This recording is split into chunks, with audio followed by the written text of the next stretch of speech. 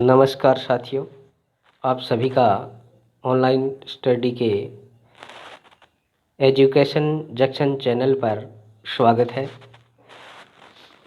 आज हम हिंदी व्याकरण का अगला पार्ट स्टार्ट कर रहे हैं, जिसमें आज हम पढ़ेंगे संधि भाग 1। और इससे पहले हमने वर्ण के बारे में पिछली 2 कक्षाओं में पढ़ा था। उसी क्रम में आज हम संधि पढ़ने जा रहे हैं। तो देखिए, संधि शब्द सम योग धी से बना है, जिसका शाब्दिक अर्थ होता है मेल, जोड़, मित्रता या समझौता।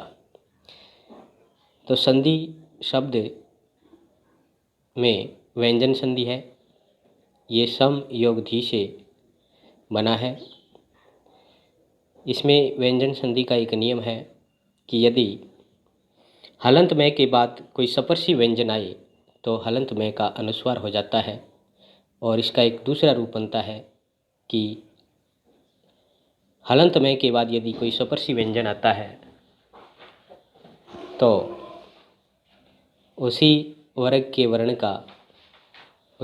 का पंचम वर्ण हो जाता है, यानी सामने आने वाले वर्ण का पंचम वर्ण हो जाता है।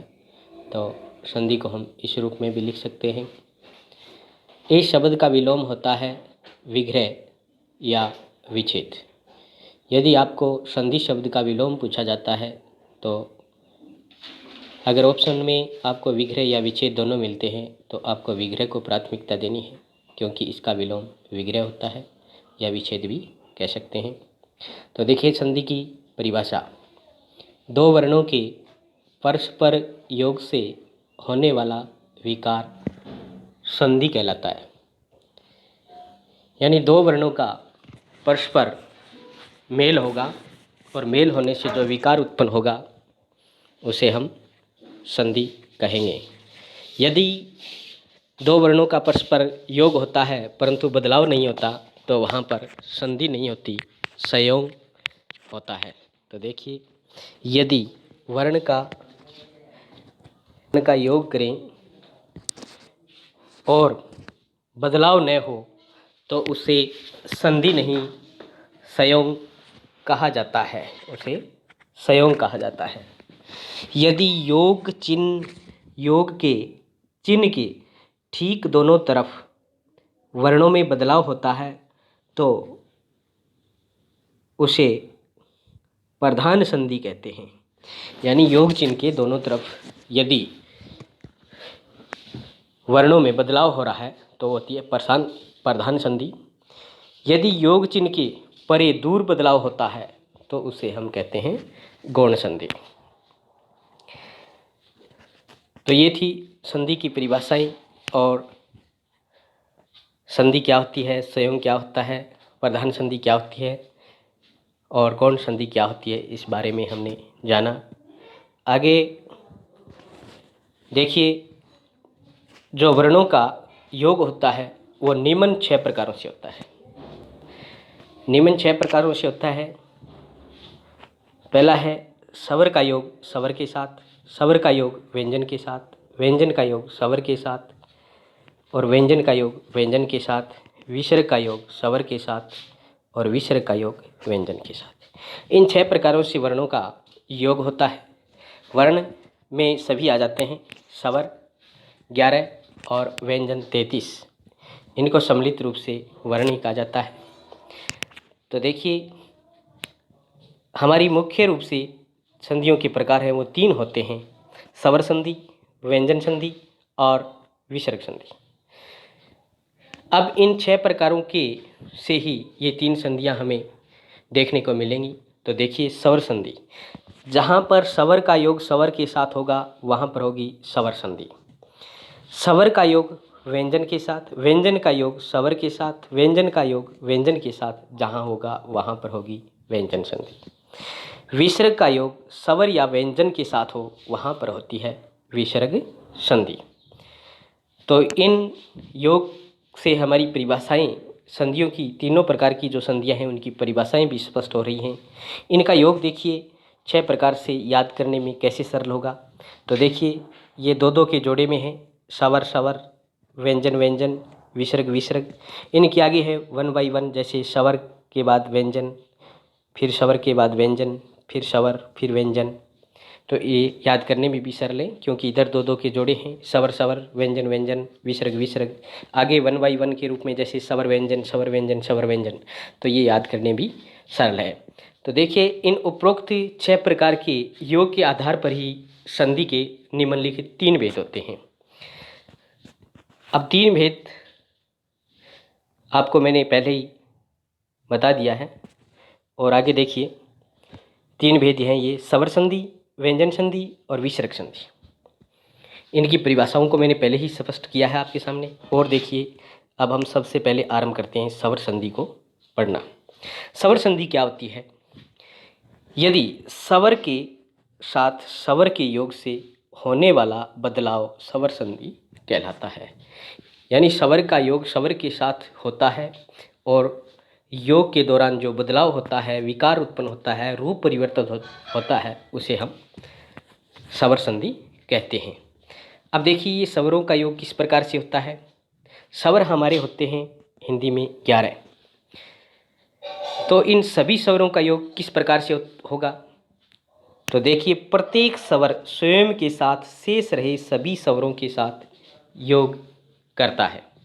यानी प्रत्येक स्वर है वो सभी स्वरों के साथ योग करेगा। जैसे 11 स्वर और अन्य 11 स्वरों के साथ संयोग करेंगे। तो देखिए ये 11 स्वर और 11 के साथ, यानी प्रत्येक स्वर के साथ योग करेगा। यानी 11 स्वर 11 के साथ योग करेंगे तो ये 11 × 11 यानी 121 प्रकार का योग होगा।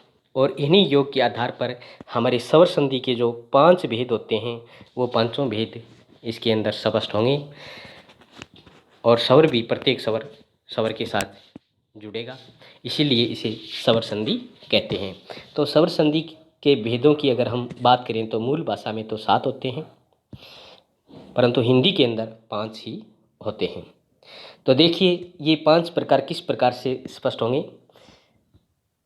तो स्वर ए आ का योग यदि ए या आ के साथ होता है तो हमें रूप प्राप्त होता है आ, दीर्घ आ।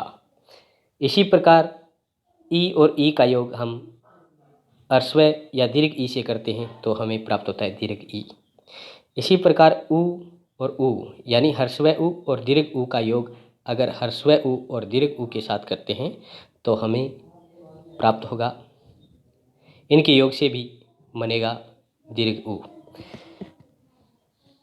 तो देखिए ए आ का योग यानी ह्रस्व और दीर्घ ए आ का योग हमने ह्रस्व या दीर्घ ए आ के साथ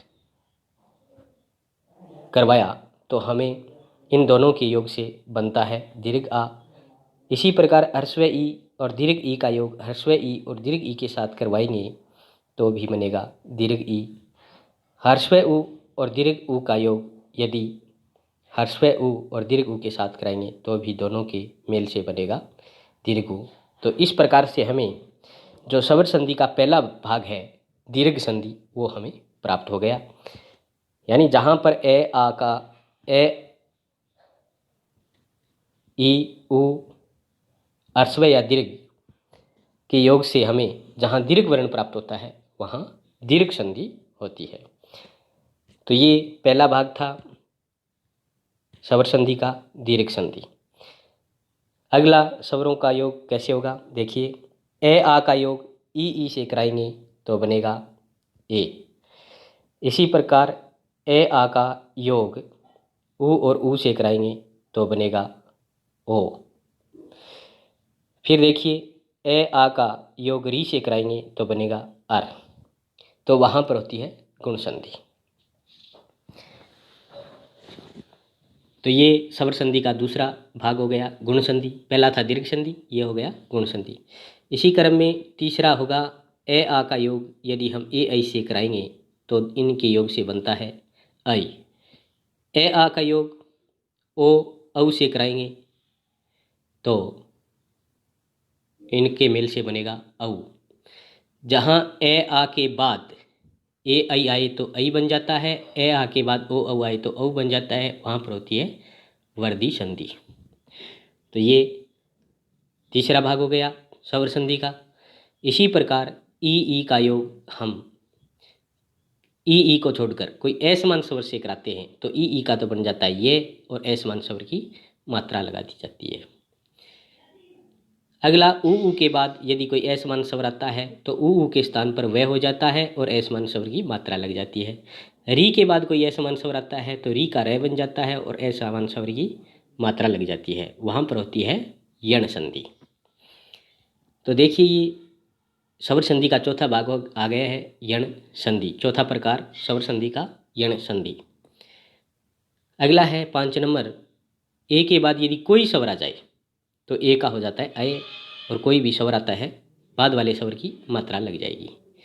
इसी प्रकार ऐ के बाद कोई स्वर आता है तो ऐ का बन जाएगा आय, और आगे आने वाले स्वर की लग जाएगी मात्रा। इसी प्रकार ओ के बाद कोई स्वर आता है तो ओ का औ बन जाता है और आगे आने वाले स्वर की मात्रा लग जाती है। औ के बाद कोई स्वर आता है तो औ का औ बन जाता है और आगे आने वाले स्वर की मात्रा लग जाती है, तो वहाँ पर होती है अयादी संधि। तो देखिए ये 5 नंबर 5वां प्रकार जो स्वर संधि का है वो है अयादी संधि। तो देखिए इस प्रकार से इन 5 प्रकारों में 11 वर्ण हैं, स्वर वर्ण हैं, वो सभी एक दूसरे के साथ जुड़े हैं। पहले में देखिए पहला जो भाग था उसमें ए आ का योग ए आ के साथ हुआ था, ई का योग ई के साथ, ऊ का ऊ के साथ हुआ था।